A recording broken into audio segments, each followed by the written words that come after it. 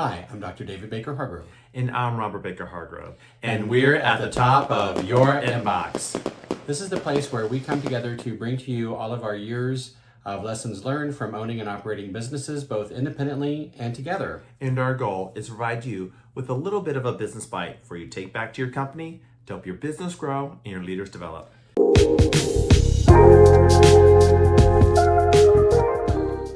But today, we're going to do a special video because it's Pride Month. Yes, and not only is it Pride Month, but it's also the month that we celebrate Juneteenth. Yes. And so, in celebration in honor of Pride Month and Juneteenth, we decided that we would take a moment to discuss and recognize some gay icons and some African American icons. And I have chosen to do a double whammy, gay African American icons. Because you like to get to the point, and I like to have a lot of exposition, so I have a bigger list. So why don't you start with your list?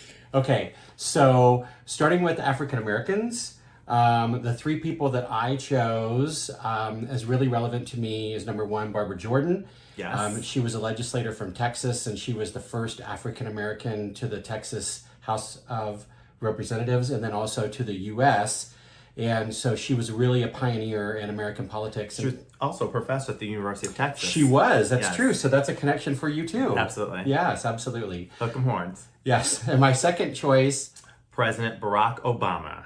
yes, that was my second choice because I really feel like that he really showed how really well our government can operate and what a great country we can really be when we really focus on loving each other and also being intelligent and kind in our speech with each other, even when we disagree. And I'm not just going to say Barack Obama, but I'm going to add to that the entire first family of the Obama first family, because they are the first African American first family this country has ever had, and the hills that they had to climb, but also the level of just pride that they were able to provide people of color in the African American community by being the first family was really tremendous. And the things that Michelle Obama did, former First Lady Michelle Obama did in regards to health and our young children in America was just amazing.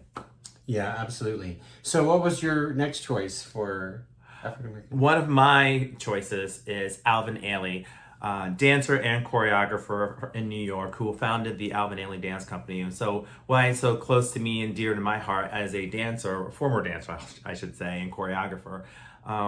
One of my cousins, Tony, she danced for the Alvin Ailey Dance Company, and my great-grandparents lived in New York, so it was really inspirational to me to have someone who was in the arts be in New York and have a connection to my family personally.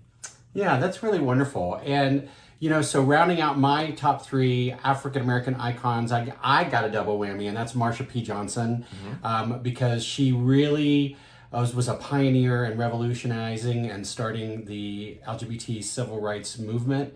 And I think that is really just a wonderful, impressive thing. So it's important to me. Yes, and so who else would you like to discuss? Because I know you had some others, so I want to make sure that we're well. So on my LGBT side, I would say first was Leslie Jordan. Recently you and I watched a YouTube video kind of commemorating his life and kind of and it was so inspirational.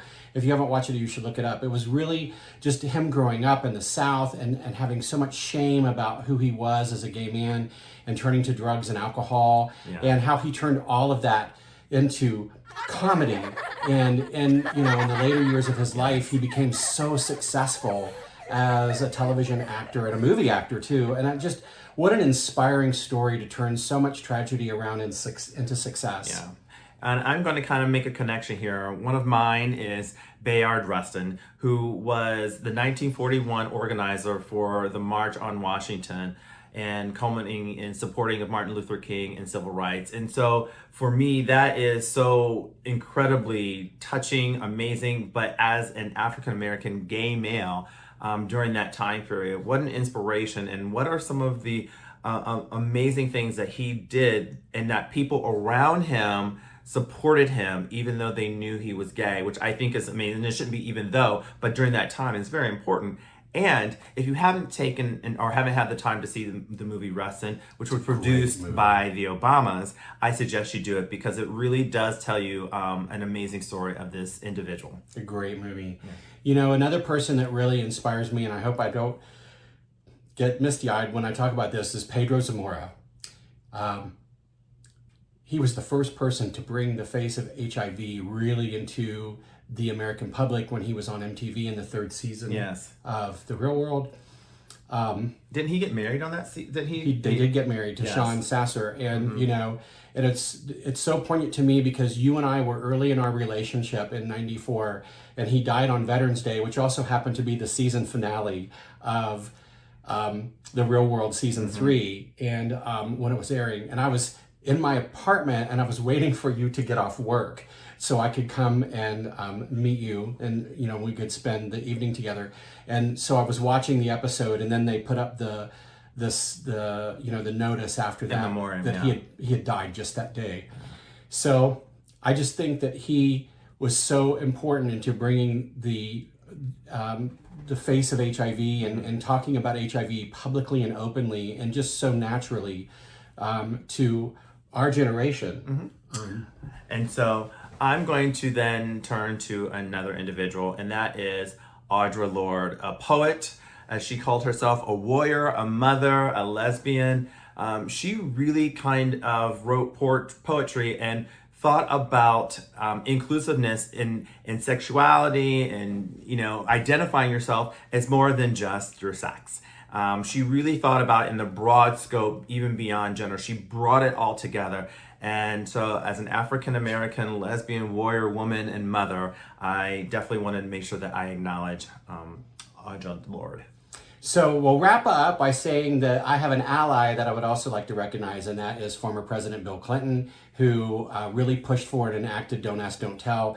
Don't Ask, Don't Tell became something very different under administrations that followed him, but I was on active duty in the Navy the day that Don't Ask, Don't Tell became military policy, and it was like a breath of fresh air, and it was really liberating for those of us LGBTQ service members during his presidency. And unfortunately, it became something worse after that. But what a great stance that he took for our community in a way that no public figure of his level had ever done before. So we just want to take time to just say, take time to celebrate, you know, the LGBTQ plus community. Take time to recognize and celebrate Juneteenth, recognizing freedom and the legacy of what so many African Americans laid out before us, and, you know, literally with their lives, so that way we can have this freedom and continue to move forward. So thank you for taking the time to watching this video. We hope it gave you a little bit of inspiration and encouraged you to maybe go, you know, connect and find some either LGBTQ plus icons and or African American icons for yourself. You know, and don't ever forget, you're probably an icon to someone else, even though you don't know it. Yes. Take care. Bye. Bye.